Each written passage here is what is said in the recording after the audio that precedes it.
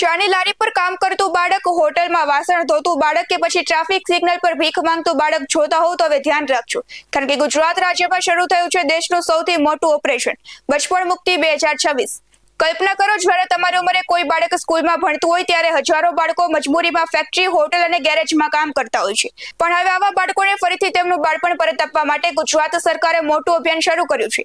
આગામી 30 દિવસ દરમિયાન સમગ્ર રાજ્યમાં 50,000થી વધુ સ્થળો પર તપાસ કરવામાં આવશે। સીઆઈડી ક્રાઇમ, પોલીસ, શ્રમ વિભાગ, શિક્ષણ વિભાગ અને એનજીઓ મળીને બાળમજૂરી સામે જંગ લડશે। આ અભિયાનમાં 5,000થી વધુ બાળમજૂરોને મુક્ત કરવાનો લક્ષ્યાંક રાખવામાં આવ્યો છે અને સૌથી મહત્વની વાત, શાળા છોડી ચૂકેલા 90% બાળકોને ફરી શિક્ષણ સાથે જોડવાનો પ્રયાસ કરવામાં આવશે। જો કોઈ હોટલ, ફેક્ટરી કે દુકાનમાં બાળકોથી મજૂરી કરાવતો ઝડપાશે તો માત્ર દંડ જ નહીં, સીધી એફઆઈઆર અને જેલની કાર્યવાહી પણ થઈ શકે છે। જો તમને ક્યાંક બાળમજૂરી, બાળ ભિક્ષાવૃત્તિ કે બાળકનું શોષણ થતું દેખાય તો તરત જ 1098 અથવા તો 100 પર કોલ કરો। તમારો એક કોલ બાળકના હાથમાંથી મજૂરીનું ભાર હટાવી તેના હાથમાં ફરી પુસ્તક આપી શકે છે। બાળકો હજી કામ કરવા માટે નથી જન્મતા, તેમના સપના પૂરા કરવા માટે જન્મે છે અને હવે ગુજરાત તેમના સપનાઓને પાક આપવા માટે મેદાનમાં ઉતર્યું છે।